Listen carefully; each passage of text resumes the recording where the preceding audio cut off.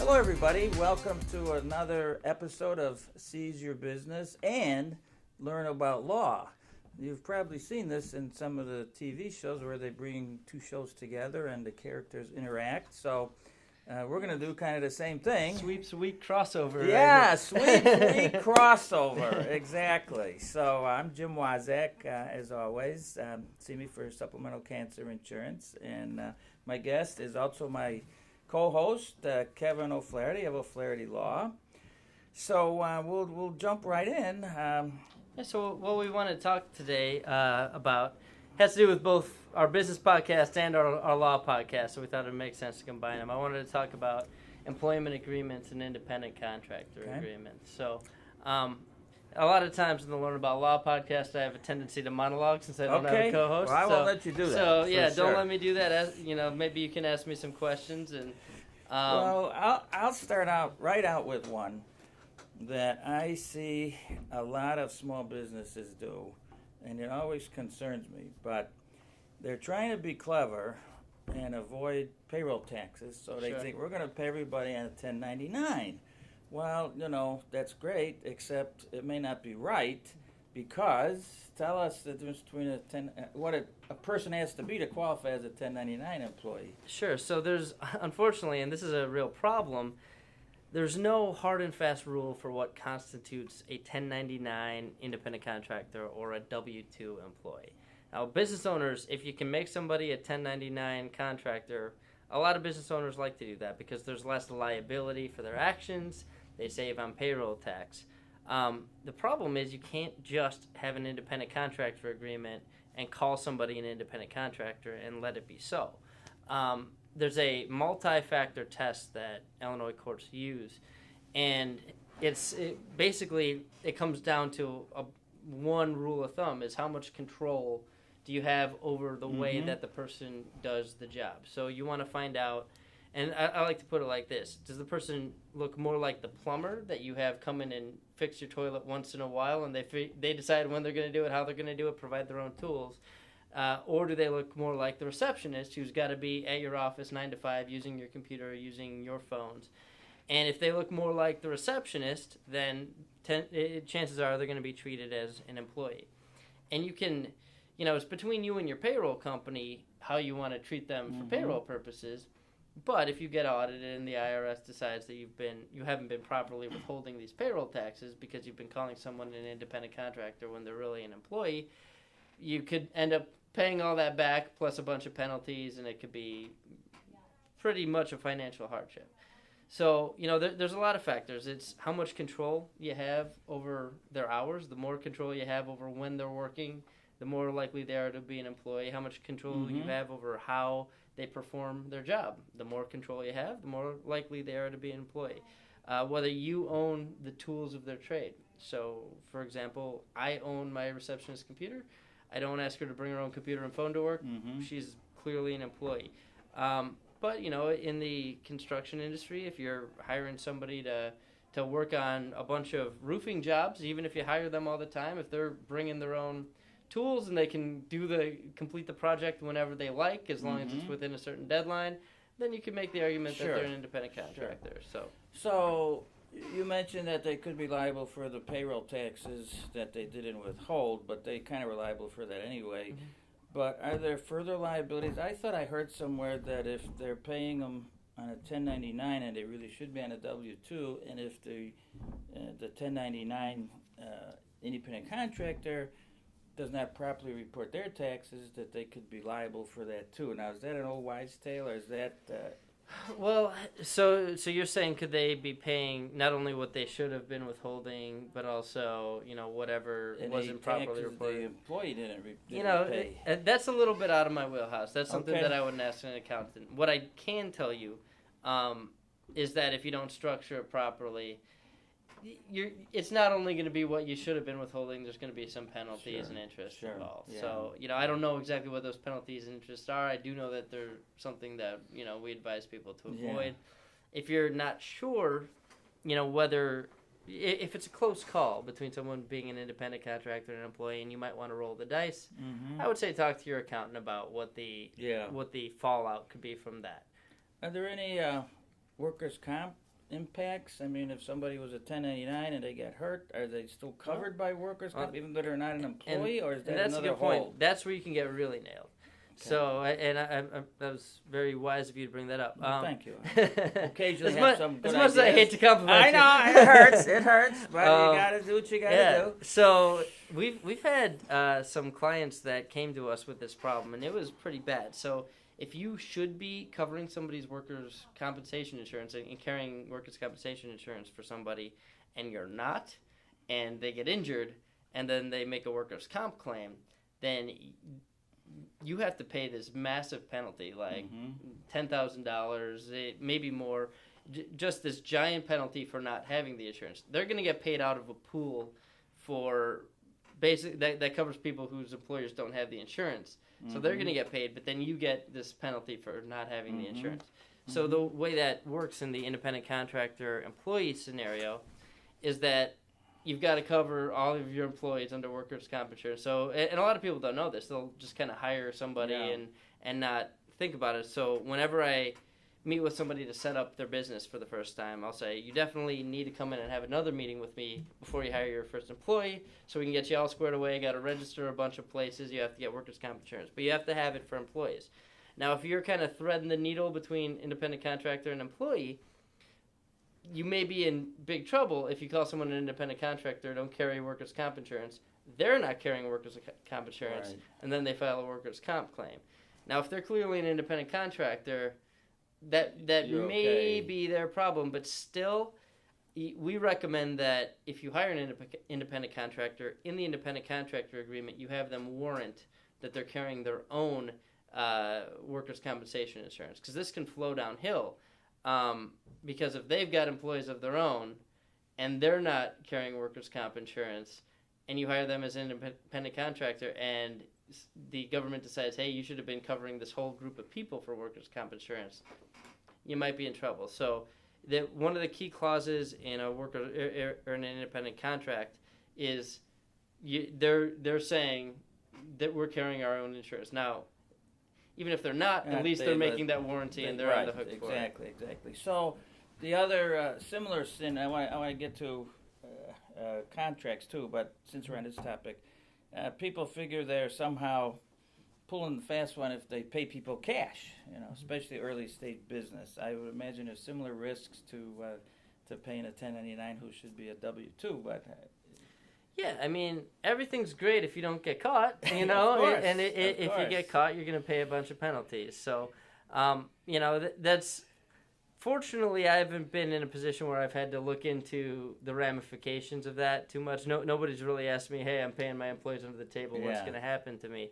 But if you're paying them under the table, you better hope they're not reporting that as income, because then when you get caught and audited, you get penalized. So, it's kind of like Grayson Allen playing for Duke. He can throw all the elbows he wants if he doesn't get a penalty thrown on him. Right. Maybe he wins the game, but chances are he'll get a technical So foul. basically what you're saying is if, as an employer, you decide to do dishonest acts, you better have dishonest people who are kind of co-conspirators. So I'm just teasing. every once in a while I'll get clients that basically say, hey, I know this is against the law, but can I get away with it? And what I will always tell these people is there's the ivory tower way that you're supposed to do things, and here's what the law says you should do. And sometimes in particular industries, there's the boots on the ground, practical way that the industry actually runs. So they'll say, none of my competitors are doing this, so I can't compete if I follow the law. And I tell them as their attorney, well, I can't, I'm not making any moral judgments. I'm just telling you what the law says you should do, what the fallout is if you get caught, and then you decide how you want to run your business from there. And I'll never advise them not to follow the law, but sometimes in certain industries, there's norms that, sometimes people jaywalk. If they get caught, they'll get a ticket. So you just need to know what the ramifications are for failing to follow the laws, and you should know what the law is. Okay, so let's talk about employment contracts. Big companies, executives, they've got very formal agreements, perhaps many pages. Small companies pretty much don't. I mean, what would be the guidelines when an employer really should start thinking about this, and is it for everybody, key executives? When do we use them, I guess would be the first question. From a practical so standpoint. you brought up a good point. So there's executive employment agreements are more expensive to put together than your routine employment agreements because they're dealing with things like profit sharing bonuses and when those kick in, and attorneys have to get much more involved in coming up with the substantive terms and how it's going to work. There's a lot more to them. It's not crazy. We're not talking about thousands of dollars still. It's still it's not terribly more difficult than a routine employment agreement, but every employee that you have and every independent contractor should have a written contract because your most likely source of liability as a business owner is from your employees, someone who you discharged and they either say they were wrongfully discharged or you're withholding pay that I was entitled or you promised me this. And if you are the more sophisticated party, and sophisticated is a loaded term, but basically if you're the employer, they're going to hold it against you for not having everything in writing and a proper contract. And for even my attorneys, our employment agreements, we've got a little bit of extra language about how they're going to be bonused and stuff like that, but it's basically a 2 to 3 page form agreement that we use for all of our employees, and we plug in job descriptions and how they're going to be paid. And there's a couple key things you want in those. I mean, you want to make sure that you have a clear job description, what the expectations are of that person. You want to make sure that you know exactly how they're going to be paid, whether it's a commission, an hourly rate, a salary, so that they can't claim, hey, you offered to pay me such and such, and you only paid me this other thing, and now I'm suing you. And you want to make it clear whether they're an employee or an independent contractor, even though that's not determinative. And the most important clause for me is an attorney fee clause that says that if someone sues you and they lose, they have to cover your attorney's fees. If you sue them and you win, you get your attorney's fees covered for. And to discourage the frivolous. It discourages frivolous lawsuits, and it makes meritorious lawsuits economically feasible. So I always assume that my client isn't the one that's going to do something illegal or breach the contract. So we want to make it easy for them to sue somebody else with low damages if somebody else does something wrong. We want to make it hard for the employee to sue them for something frivolous, because that's where there's usually a lot of frivolous lawsuits, and that gets dissuaded with an attorney fee clause. So then, often part of an employment agreement, sometimes a separate agreement, are non-compete agreements. And one of the things that I think makes them harder to enforce, I understood somewhere that an agreement can't prevent somebody from earning a living. So if I'm a mechanic and I'm fixing cars for you, and for whatever reason I leave that employee, you can't really prohibit me from fixing cars for somebody else. Maybe you could prohibit me from soliciting your clients, but how does let me explain how that works. So there's a couple key clauses that these are kind of boxes we check and we try to figure out whether the client wants them. It doesn't belong in every employment agreement. It doesn't belong in every independent contractor agreement, but it's something I always talk about, and it's something that's often important to a lot of employers. So a non-compete clause, a non-solicitation clause, a non-disparagement clause, and a trade secret / confidentiality clause. Those are kind of the 4 big restrictive covenants. And I'll kind of explain what each one of them does. Please. So the easiest way to start is the difference between a non-solicitation and a non-compete clause. A non-solicitation clause says I, the employer, have these clients that are already working with me, and I have these employees that are already working with me, and you, employee, for a period of 2 years after the termination of your employment for any reason, cannot cause these employees to leave my employ. And I like to cause the employees to leave my employ or solicit customers that are already working with me. And it can be narrowly tailored to say you just can't call them up and try to get them to come with me. Or, if I'm representing the employer, I want it to say you just can't do business with any of these people, period, regardless of how they get to you. And the flip side of that is a non-compete clause that says you, employee, if you leave my employ for any reason, can't do this particular type of work within X amount mile radius for Y number of years. So 2 years usually holds up. If it's the problem with a non-compete clause is that if it's too broad, then the court can strike down the whole clause and find it the court won't necessarily narrowly tailor it to what would be enforceable. So you need to have an attorney draft this to make sure that it's something that's going to be enforceable, and it's enforceable if you're protecting a legitimate business interest. And that's the rule of thumb. So there's 3 things you want to see. You want to see that it's something that your company actually does and something that your company is actually customers your company is actually competing for or planning to compete for.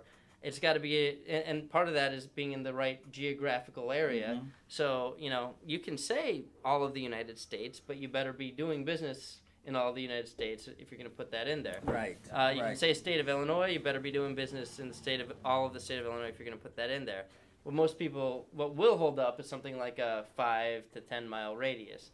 And so for people like lawyers, actually lawyers aren't allowed to have non-compete clauses, but dentists, doctors, it's typical to be 2 years, 5 mile radius. For someone like a roofing company that's doing business in all of Illinois, it might be the state of Illinois for 2 years. And anything past 2 years, it could be 2 to 5, but the longer the term, the wider the geographical area, the more worried we are about it getting struck down.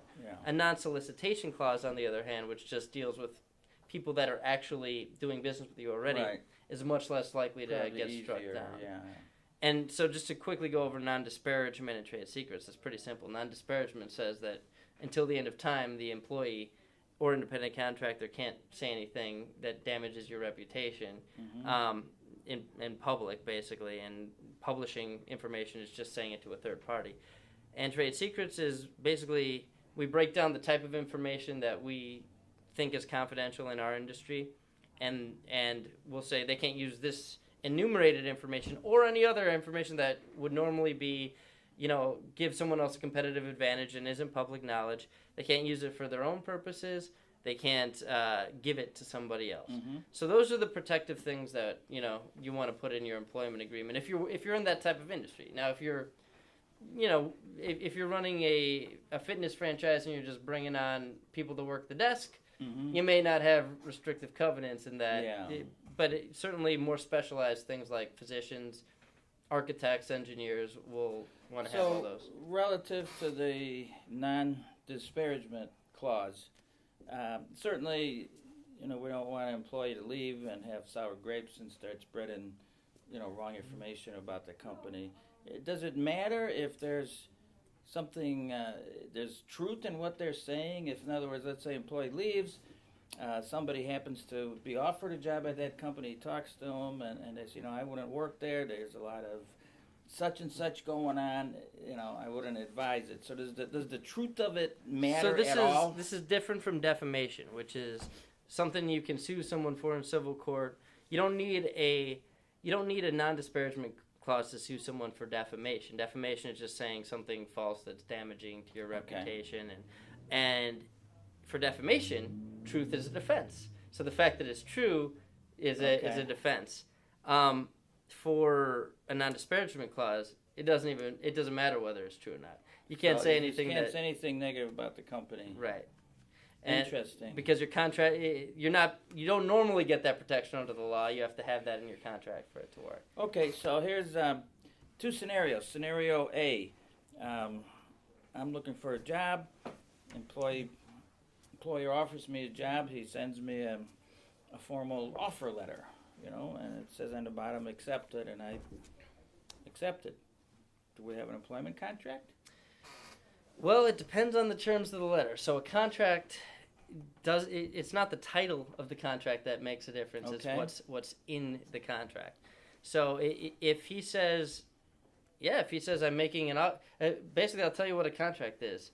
It's offer, acceptance, and consideration. And what consideration is you both get something out of the deal. So if I say I offer you this job and you say I accept, then you have a contract. Now, most employment agreements can be terminated at will. So he can immediately fire you and say, sorry, go take a hike. And you can't say, we had a contract. Right. Unless the offer letter says, we're going to hire you for 2 years. And if you're terminated early, you get the severance pay. Okay. And it's not contingent on you working out a formal agreement. So, something that we see is a letter of intent a lot in business law.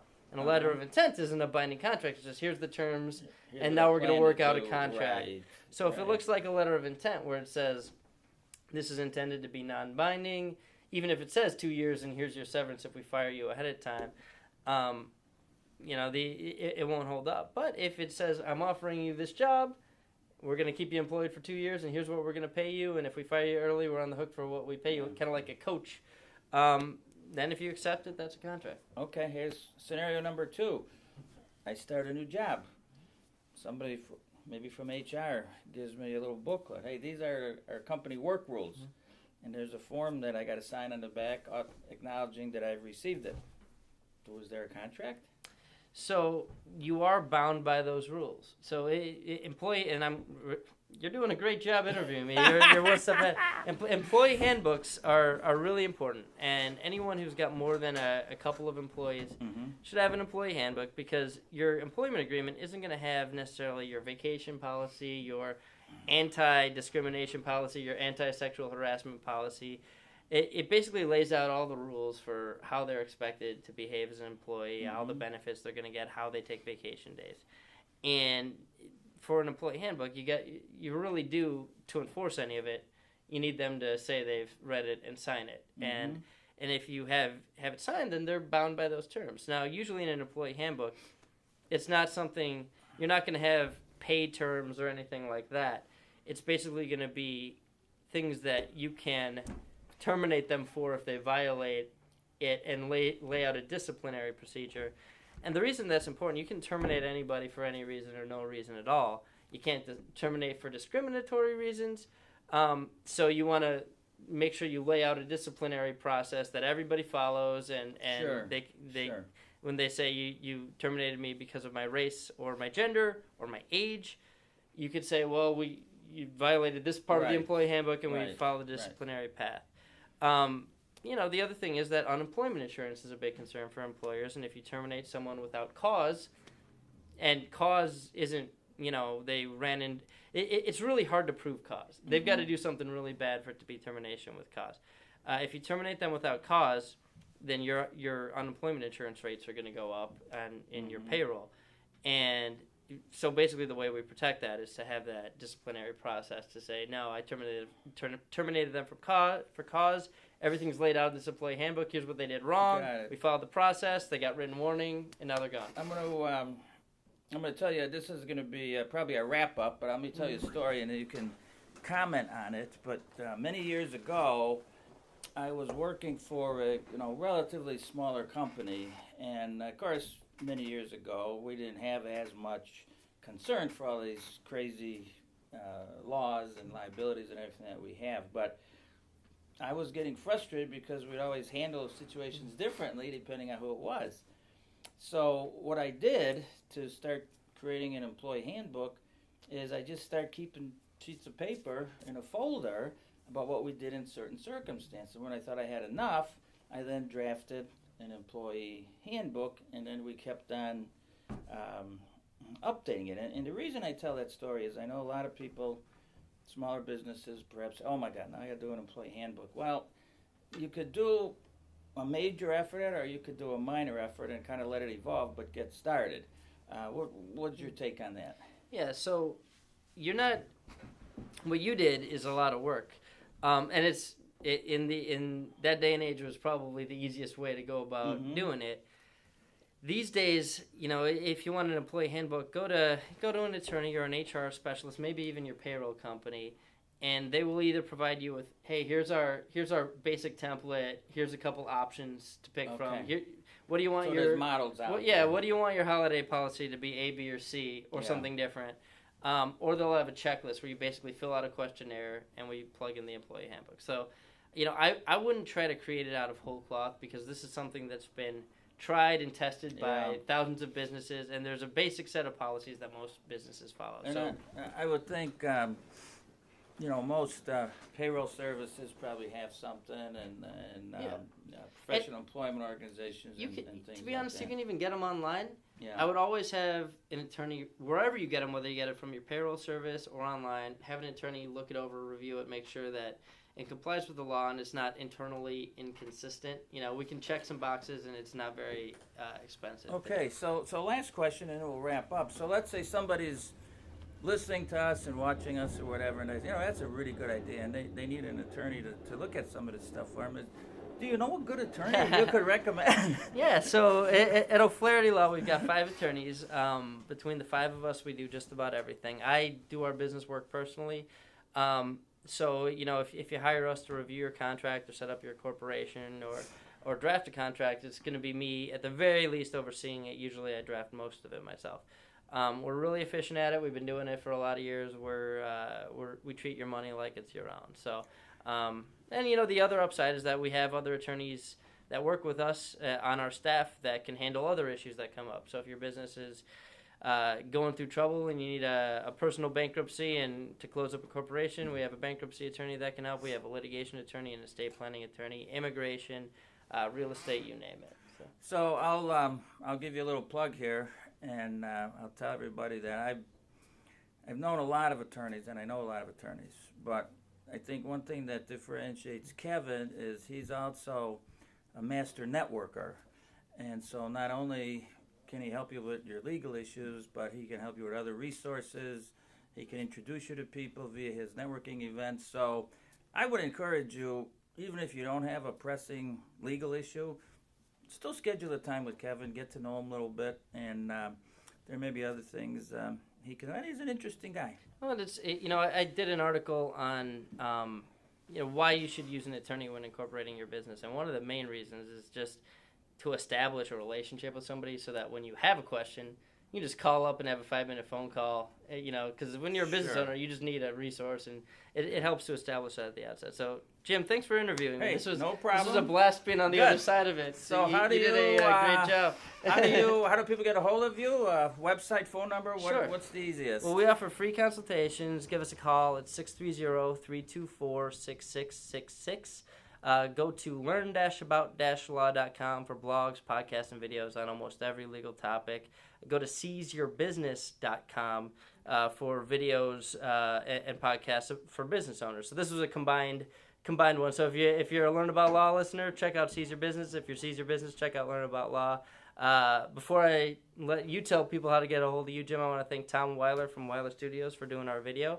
He does a great job, and he does videos for business owners. So you can go to Weiler Studios with a Y.com, weilerstudios.com, to hire him and check out his work. So thanks for that, Tom. And Jim, how can people reach you? Yeah, you can reach me at 630-272-3895. Once again, I sell supplemental cancer insurance.